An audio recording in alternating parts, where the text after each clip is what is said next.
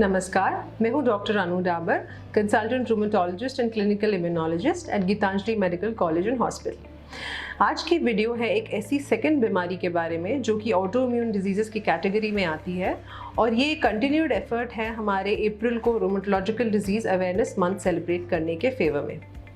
आपने देखा होगा हमारे वेबसाइट पर गीतांजलि मेडिकल कॉलेज के जो ऑफिशियल वेबसाइट पे अलग अलग ऑटो इम्यून बीमारियों के बारे में मैंने ऑफ लेट वीडियोस डाले हैं, जैसे कि rheumatoid arthritis, scleroderma, Sjogren syndrome, osteoporosis.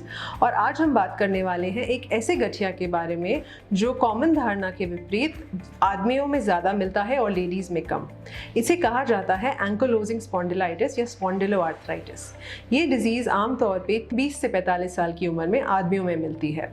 इसके लक्षण होते हैं लंबे समय तक बैठे रहने पर कमर में अकड़न रहना, बैठ के खड़े होने में बैक में पेन, स्टिफनेस रहना, पेट के बल लेटने पे आराम मिलना और कमर के बल लेटने पे ज़्यादा देर लेटने पे बटक पेन होना, स्टिफनेस रहना। ऐसे पेशेंट्स ये कहते हैं कि अगर वो एक्टिव रहते हैं तो उनका पेन कम होता है और बैठे रहने से या लेटे रहने से पेन बढ़ता है। और एक इम्पॉर्टेंट चीज़ है कि ये पेन अर्ली मॉर्निंग में स्टिफनेस के साथ रहता है जो 1 से 2 घंटे तक रह सकती है। इस डिज़ीज़ को कॉमनली हमने देखा है कॉलेज स्टूडेंट्स या फिर डेस्क बेस्ड जॉब होते हैं जिनके यंग मेल्स के, उनमें होती है। और क्योंकि बहुत समय तक इस बीमारी को पकड़ा नहीं जाता, क्योंकि इसके लक्षण पेशेंट खुद नहीं पहचान पाता किस कारण हो रहे हैं, तो उनके MRIs कराए जाते हैं रिपीटेड, जहां पर कभी कहा जाता है नसों में दबाव है, हड्डियों के खिसकने के कारण हो रहा है। ये कुछ पेशेंट्स ने अनफॉर्चुनेटली इसकी मैंने देखा है कि सर्जरीज तक कराई हैं जहाँ उसकी ज़रूरत नहीं होती और पेन रिलीफ नहीं होता। अगर आपको एज अ मेल पेशेंट इस तरह के लक्षण हो रहे हैं तो जल्द से जल्द आपको रूमेटोलॉजिस्ट के पास मिलना चाहिए। इसके 2 कारण हैं। एक तो ये कि अगर ये बीमारी अनट्रीटेड छोड़ी जाए तो कमर में झुकाव आ सकता है, कुड़पन आ सकता है, मरीज के जोड़ परमानेंटली डैमेज हो सकते हैं। और अगर एक विंडो ऑफ अपॉर्चुनिटी यानी अर्ली हम डिजीज़ को ट्रीट ना करें तो डिफॉर्मिटी इतनी बढ़ जाती है कि हमारे पास ट्रीटमेंट देने के लिए पेशेंट को कुछ ज़्यादा बचता नहीं है। दूसरी इंपॉर्टेंट पॉइंट ये है कि अगर ये बीमारी ना ट्रीट की जाए तो ये हड्डियों से फैल के, रीढ़ की हड्डी और पेरिफेरल जोड़ों से फैल के इंटरनल ऑर्गन्स में जा सकती है, जैसे आंतों में सूजन आना जिसके कारण बार बार दस्त लगना, खून की कमी होना, लैट्रिन में सफ़ेद पस पड़ना या खून आना, नेल्स खराब हो सकते हैं जिसके साथ स्किन की डिजीज़ सोरियासिस होती है, सोरियाटिक आर्थराइटिस हो सकता है, आंखों में बार बार पेन और रेडनेस के अटैक्स आना जिस दौरान धुंधलापन भी होता है, और इन तरह के रिपीटेड अटैक्स पेशेंट का विजन लॉस भी करवा सकते हैं। तो इस कारण ये बीमारी सिर्फ एक जॉइंट या स्किन की डिजीज़ नहीं है, इंटरनली भी नुकसान कर सकती है। उसके अलावा कभी कभी पेशेंट की स्किन में अल्सर्स हो सकते हैं, एक इंटेस्टाइन की डिजीज़ जिसे IBD कहा जाता है वो भी साथ आ सकती है। अच्छी बात यह है कि इतने सालों की रिसर्च के बाद इस बीमारी का बहुत अच्छा ट्रीटमेंट अवेलेबल है।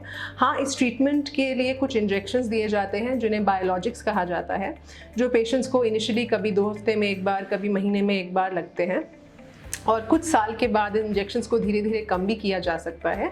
और आमतौर पे लोगों में इन इंजेक्शंस को लेके बहुत डर है, लेकिन अगर आप अपने रूमेटोलॉजिस्ट की एडवाइस से इन इंजेक्शंस को लेते हैं, प्रॉपर स्क्रीनिंग करके, बॉडी में छुपे हुए इन्फेक्शंस के बारे में ढूंढ के, तो ये इंजेक्शंस इतने हार्मफुल नहीं हैं।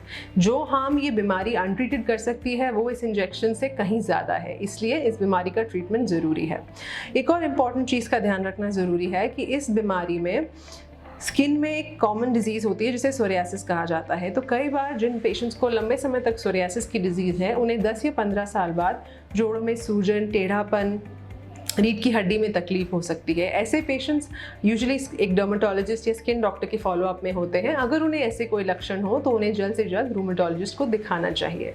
यूजुअली हम आपको इनिशियली इस डिजीज़ को कंट्रोल करने के लिए मंथली या 2 मंथली विजिट्स कराते हैं और एक बार डिजीज़ कंट्रोल हो जाती है तो इतना रेगुलर फॉलोअप नहीं चाहिए होता। बट इम्पॉर्टेंट ये है कि आप ट्रीटमेंट बीच में बंद ना करें, जो कि काफ़ी मरीज़ करते हैं। आराम आने पर ट्रीटमेंट, एक्सरसाइजेस छोड़ देते हैं। इस डिजीज़ में स्मोकिंग एब्सोल्युटली मना है और फिजिकल एक्सरसाइजेज जैसे सूर्य नमस्कार, वॉकिंग, स्विमिंग, रनिंग बहुत फ़ायदेमंद पाई गई है। और इंडिया में इस डिज़ीज़ के बारे में बहुत अच्छे अवेयरनेस प्रोग्राम्स हैं, जैसे एक नेशनल प्रोग्राम जिसे अंतर्ध्वनि कहा जाता है। उसके अलावा एंकोलोजिंग स्पॉन्डिलाइटिस की एक नेशनल फाउंडेशन है। सो अब इस बीमारी से मत डरिए। अगर आपको ऐसे कुछ भी लक्षण हो रहे हैं, इस तरह के सिम्टम्स के साथ आपके ब्लड में ESR, CRP नाम की जाँचें हम कराते हैं, ज़रूरत पड़ती है तो MRI, एक्सरेज कराते हैं। इन सब चीज़ों को करते हुए आप इस बीमारी के साथ एक यंग मैन नॉर्मल लाइफ जी सकते हैं।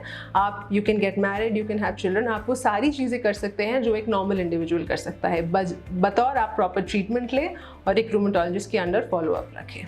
So don't ignore your back symptoms. Young mail back pain ज़रूरी नहीं है कि ये एज की वजह से, वेट की वजह से, लाइफस्टाइल की वजह से हो। ये एक सिनिस्टर बीमारी जैसे एंकिलोजिंग स्पॉन्डिलाइटिस भी हो सकती है। Thank you.